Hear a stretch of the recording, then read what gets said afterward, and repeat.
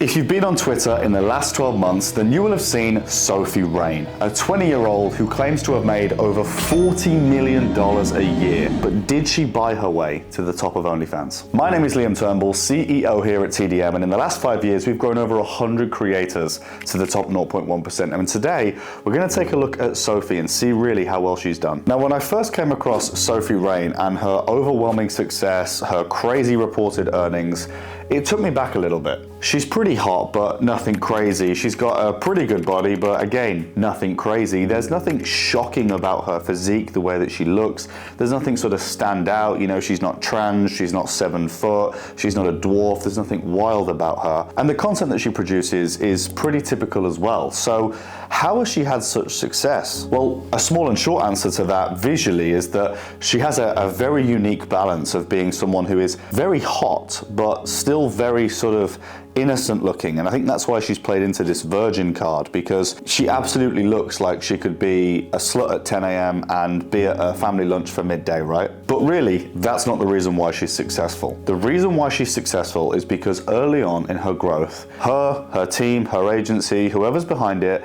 absolutely nailed paid promotion. Now, I don't see this being spoken about enough. This is the reason, in my view, why Sophie Rain is so successful. I wouldn't be surprised if she spent over $1 million on getting her name out there. And this is why all of the paid promotion that was done primarily on X was essentially including her name. We saw Now I Get the Sophie Rain hype. Wow, Sophie Rain is really that girl. Oh my days, have you seen the Sophie Rain Spider-Woman cosplay?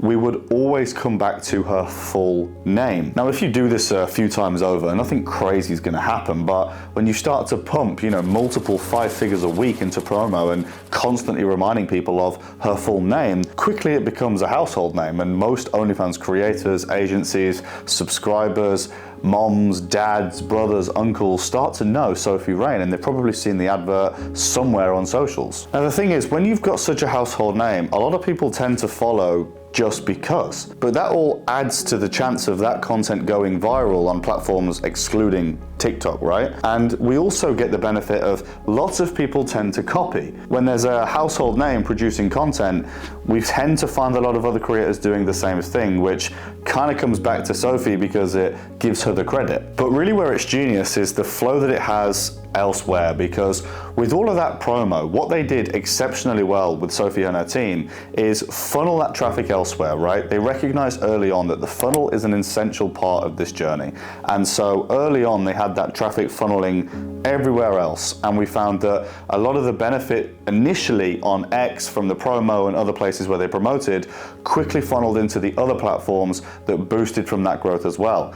And it kind of compounded the way that the other platforms grew until eventually she became a household powerhouse across all socials. And one genius pro tip that I picked up on here was that they actually used it for PPV content as well. So that whole, have you seen Sophie Rain's new PPV set or something, where essentially they're promoting a set of content or a new video that came out on the OnlyFans while still benefiting from the full name utility, but bringing it back to essentially sending people to the right way, right? They're sending people to a place where they can profit and likely return the investment of not just that ad, but many others that they've done as well. And another benefit of that is that when the fan actually lands on the OnlyFans, they almost deliver straight away on the trigger word of, I came here for this, which means that the sales process off the back of that to deliver it, make the money, and ensure the best experience is seamless. Now, concurrently to the paid promo and pushing the household name of Sophie Rain, Sophie Rain, Sophie Rain, we also found her doing a hell of a lot of collabs, which was just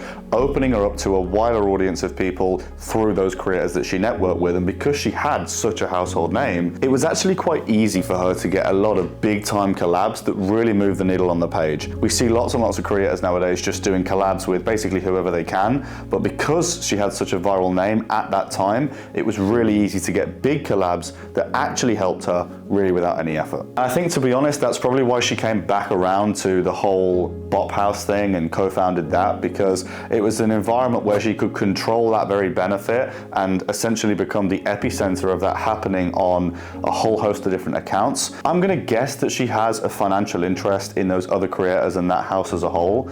I don't know, it's none of my business, I haven't asked, but I'm gonna guess there's a financial interest there, which is why she's probably been okay with moving a lot of that traffic to other creators as well, and essentially growing small-time creators into big deals. But as I say, either way, she's become an epicenter, and anyone who is anybody would really like to collab with Sophie Rain, which in itself, although she probably has a net loss in the initial collab that she does, it's a lot of leverage to have an environment where everybody wants to collab with you, and that leverage probably will pay dividends long term. If she can do what she's done with who she is, then I wholeheartedly believe that anybody else who wants to spend probably $1 million could do the very same thing, because really, if you put that much time and effort into getting the name out there and you spend that much money, it'll happen. Now, when we click on Sophie's link in bio, we are deep linked, fortunately, out of the platform to a feed that looks pretty cool. It looks the part.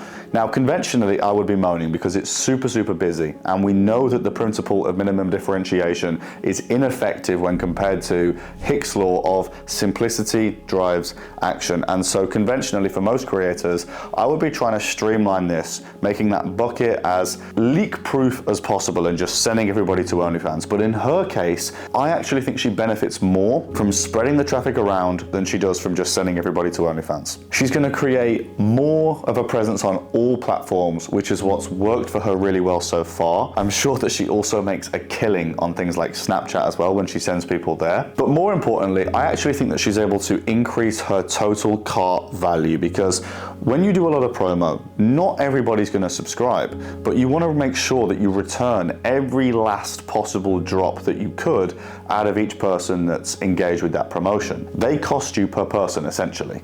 And so what we want to do is ensure that the maximum amount of return is there. If they don't want to subscribe, but that was the only option, then it's binary. We either get the subscription or we don't, which is okay. But a step better than that is to make sure that even if they don't subscribe, we still get a follow. We still get a Snapchat engagement where we get paid, right? We still get something. Either way, she's gonna increase the cart value. The one thing I do think she could improve on is a little bit more long form content. We've seen that it's worked, right? The long form content that she's been a part of has performed, but the consistency just isn't there.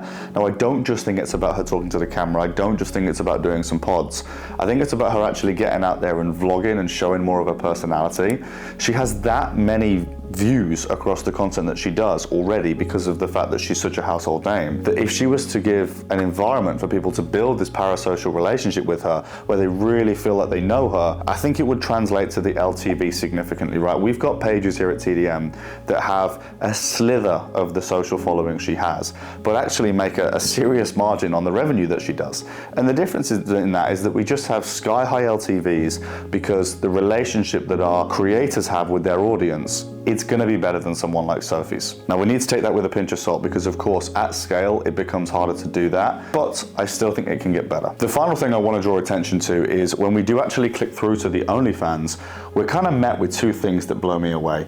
Firstly, she's still carrying the Virgin card, right? That's a wild play at this stage. You know, to be this far into your OnlyFans journey, this far into your life, still carrying the Virgin card, for me, is a little bit of a wild move. However, I do actually think she can pull this one off because she has that very cute, authentic look about her. Whereas the whole just joined OnlyFans in the limited offer section, for me, is wild, but also she can't get away with that, right? We're years and years into the play. She's claimed to have made over $40 million. So has she really just joined? No, I think this is dead. This needs to go. But to go 360 on Sophie Rain, she's an exceptional example of what's possible with a good idea. You don't need to be super famous. You don't need to be super crazy or have anything wild about you to get into OnlyFans. If the ideas and the strategies are there, you can make an absolute killing, and she is living proof of that. And if you're watching this video and you want to take home something valuable that you can do, then recognize the importance of that paid promo in her journey. Don't just think it's about the collabs in the Bop House. Don't just think it's about the dances on TikTok, because everybody else did that and they're not as successful. But the one thing that Sophie did that nobody else did as well as her, that really moved the needle for her growth, was the paid promo and the way that she did that.